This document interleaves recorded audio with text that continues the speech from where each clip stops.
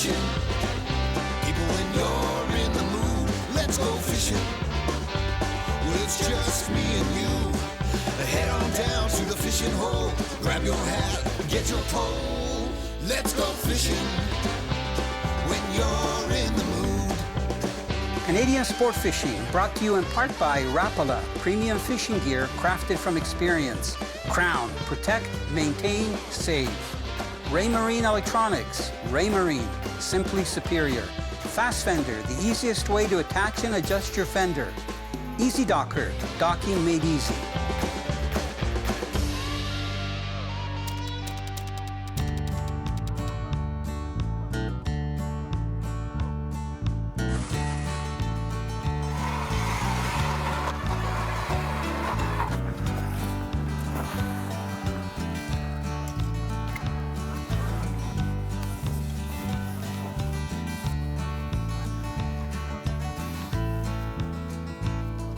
Mike? Yeah? Oh, Mike. Oh, come on. I'm not even set up, brother. Mike, just wait. You think you're not set up? Mike, so I'm not even set up. I lowered my hook down to get the right depth. Come on. You don't even have bait on? No. So let's see what maybe it's a jumbo perch. Okay? Maybe. Am I supposed to do something? Yeah, I can don't see wanna, it. You want me? Yeah, I don't want to get my hands wet. Yeah, I see a second hook too. Hold on. Here, come on over here. A little bit over to the right. Here. I want you to be in the right position. That's it. Is that good for you? Yeah, I've got a double hook on there. Watch your, are you getting, is it wet? How is it? It's a little. What are you doing with it? How about that? Look at that. Look at the shine on it. You need sunglasses for these, eh? Yeah. Isn't that beautiful? Gorgeous. Are you going to do your thing I'm again? going to do the slippery ding. You're doing awesome, man. Look at, they're gorgeous fish, eh? Wow. That was great. Okay, high five. High five. Okay, so what do you think of this sweater, Mike? It's like being at the beach, doesn't it? Look, no gloves. Look, I've seen guys. Where do you got gloves? I should have, to support my reel so it doesn't get wet. Okay. Yeah. So I should have had a stopwatch.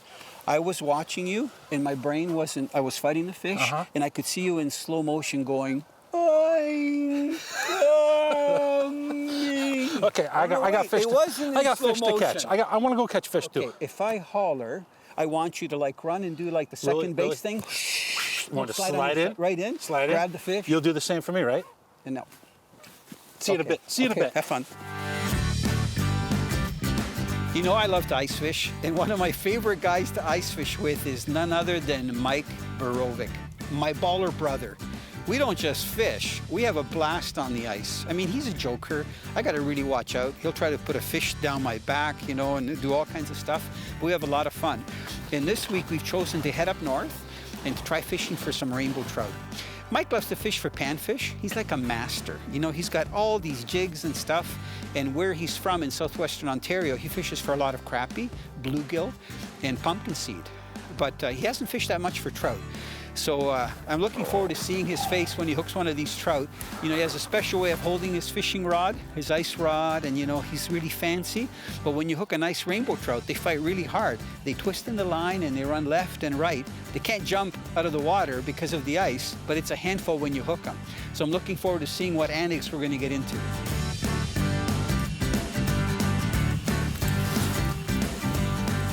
You know, I love fishing 4 different seasons of the year, especially when it comes to Canada, where we have very specific seasons. And I don't fish as much through the ice as I used to, but when I go out, I usually take one of these tip and jig ice fishing systems or 2 with me. What I really like is the trigger system that they have right here. So if you put the rod into the reel seat and you put the hook here, right on the stand, if I were to take my line that's going down the hole and put it around this little knob and set the flag up, as soon as a fish pulls on it, you can see that even with the slightest touch, the flag goes up. Now, even if it's a big fish, if it tries to, you know, pull the rod down, you can see that it has a hook system right here that won't allow the rod to be pulled into the water, as long as you've got the tip and jig base secured. And it does come with little legs, 3 legs that you can put in if we have deep snow. Today we didn't have deep snow, so we actually used a big 6-inch lag screw to go right into the ice. But when you get up to it and your fish is pulling tension, all you do is lift the rod out and you fight the fish. Now what I really like is the new improved base that they've done here for the actual rod handle seat. You can see that they've added this small piece of red plastic, and you can see that there's a little lip on the back of the handle. So when the rod sits in that little holder, this red mechanism actually touches that lip, and it takes a little bit more pressure for a fish to pull the rod up. So if you're fishing for small fish, you don't need that. So this is what it looks like without it. This is the one here. You can see that it doesn't have anything on the back. So it's very easy for a fish to pull the rod up once it hits. So if you're using a bigger bait fish, let's say you're fishing for pike and using a 4 or 5 inch minnow, the rod can be bouncing the whole time because that minnow has a lot of power. So by using this mechanism, it needs more pressure. The bait fish won't move it, but when a big fish grabs it, no problem cutting out of there. And remember, it's called the tip and jig total ice fishing system because these rod tips pull out and you can change from a light, medium to heavy rod tip. Okay, so there it is there. So this is actually the light one that we've been using for the trout. Such a smart system, made in Canada out of very durable plastic, and you can catch all different species of fish with it. You know, winters are becoming more and more unpredictable in North America. It used to be that we could start ice fishing early in January, and now sometimes we're still fishing for other species of fish like steelhead. The rivers are open, the lakes aren't frozen, so we can't get out. So every year it's a challenge to find safe ice where you're planning to go ice fishing. Another thing that's a challenge is with social media, you know, people post where they catch their fish. I mean, and I'm as much to blame, you know, because you're bragging, but you don't try to put the location, and some people do. Then you have lots of people coming out. So what we found is that sometimes if we use a machine, and we've got our good friend James Beaupre, that has this souped up Argo, you know, that we can pull some of our portable shacks and put our gear on top, you know, everything from augers to other portable shacks on top. And 4 of us can fit inside in real comfort. And the nice thing about being in an Argo, it's an amphibious vehicle. So when you're running through the ice or over the ice, a lot of times you come to pressure cracks, and some of the pressure cracks can kind of split apart. So if you're in an ATV or a snowmobile or a car or a truck, which I don't advise taking out on the ice, you should always use a different kind of a machine. Sometimes, you know, you can get into some open water. And the nice thing about the Argo is that even if you do go into open water, it floats. So you can actually, you know, use it in a lake. You can go across the lake with it, you know, or a river and stream. So it's very safe. But it's nice to have vehicles, especially if you're going to travel long distances. And sometimes we go after fish like whitefish or lake trout, and we'll go 4 or 5 kilometers out on the lake, and we do it in comfort. Closed captioning is brought to you by K100. We make water burn.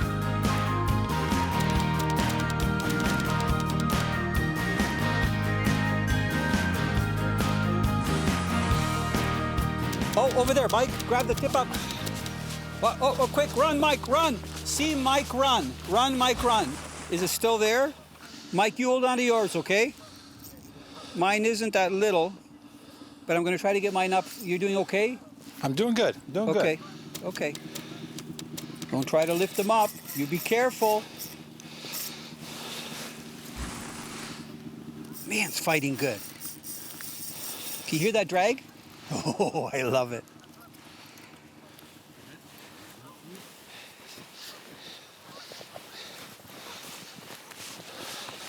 Oh, you're coming over? Yeah, I got mine on ice. Okay, good. Yeah, if we can land this one, I'll probably keep it too. It's fighting pretty good. So what happened there?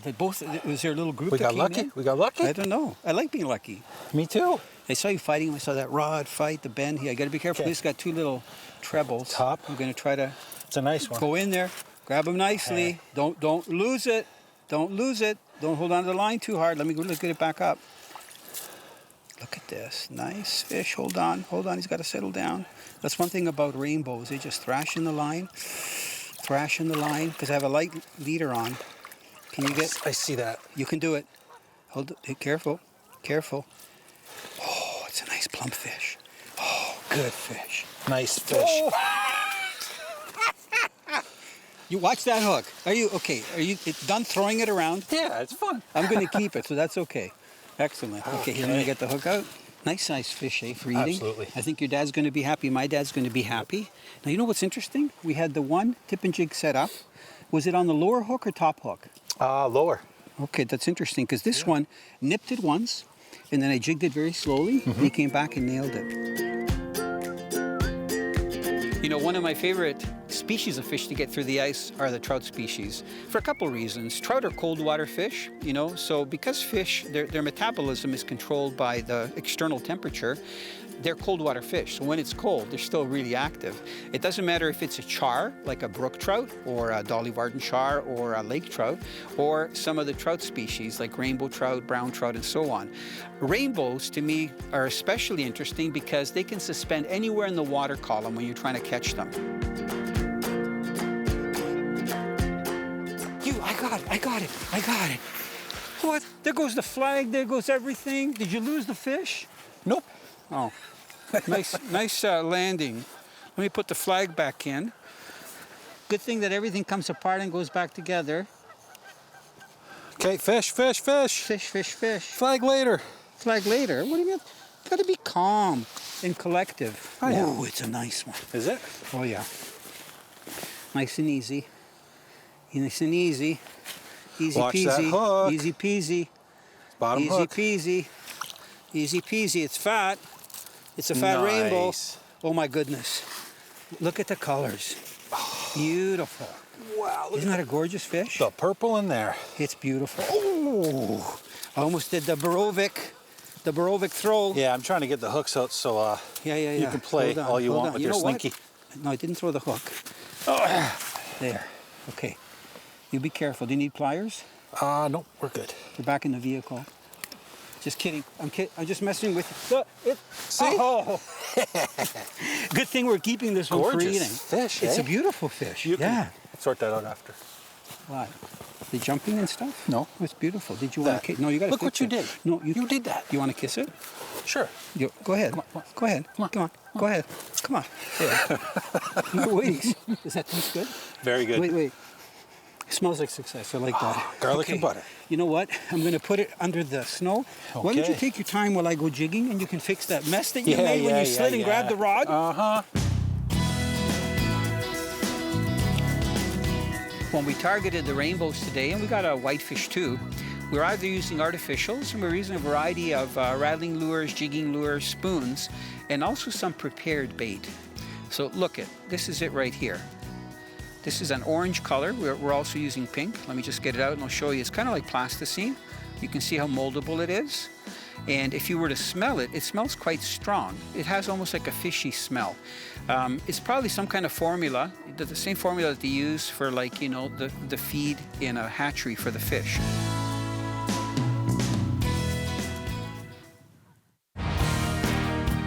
Raymarine Electronics. Raymarine, simply superior.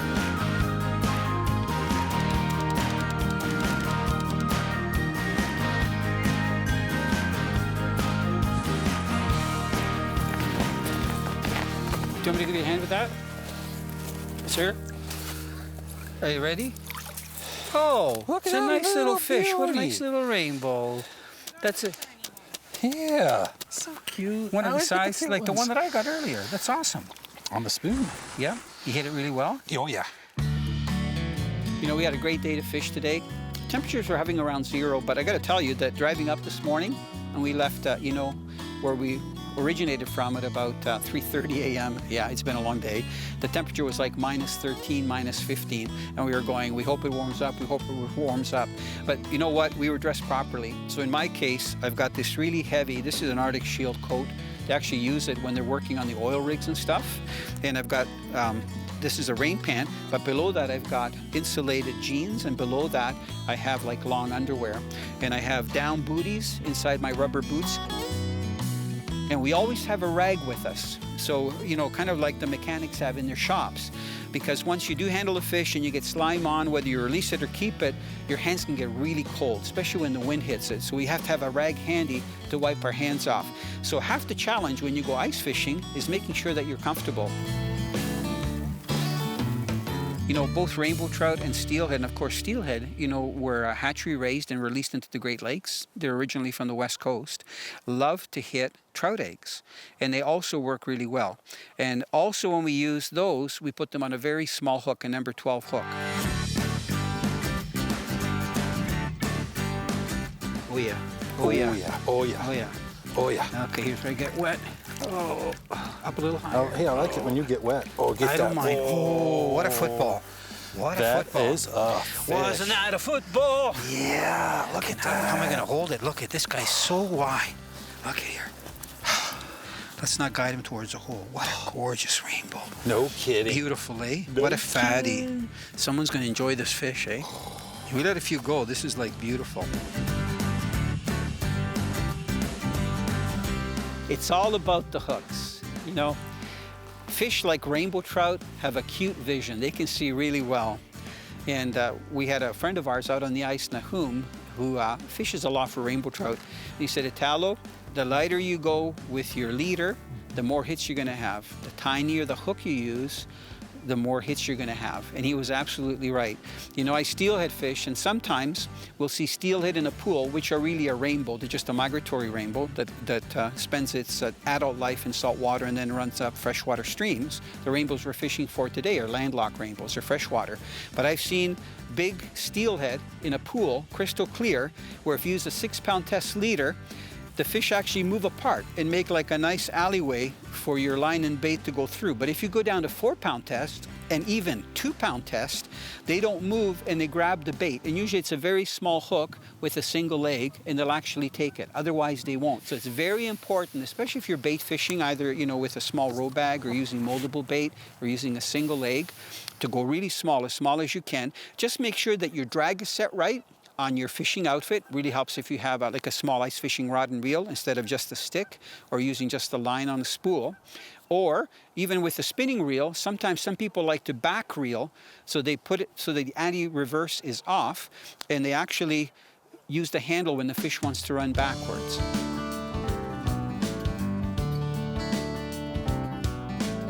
I know what you guys are thinking out there, especially if you go for panfish, that this is great baits for crappie, jumbo perch, pumpkin seed, but you know what? All these case plastics are awesome when it comes to catching trout through the ice. The other soft plastic is like a small fish. Let me get this guy out here to show you. Very bright. These work extremely well under low light conditions. This one is chartreuse. Look at, see how tiny that is? And it's got a little tail. So believe it or not, when you're shaking that, this has a very tantalizing action, and it's perfect size for panfish, but also for trout up to like 10, 12 pounds, including small trout. One of the smallest ones we caught today was about 12, 13 inches. And then a lot of times we'll go to a natural colored plastic, and this is a little bit smaller, and you'll see that it's like a pumpkin seed color, very natural. Now look at this. This is almost like a little pinhead. I'm going to put it right here on my knee. Look at how small that is. Here, I'll put my thumb there for comparison. You can see my thumbnail. A lot of times going to like a 16th or a 1/32 ounce jig head when the fish are really finicky, just like some panfish, works really well for trout. We even use these when we're fishing for steelhead underneath a float, just on a very small jig head or on an actual hook, a number 12 hook. So all these soft plastics work really well, and they're good to have because you never know what the fish are going to be hitting. Rod Runner Canada, grab and go fishing.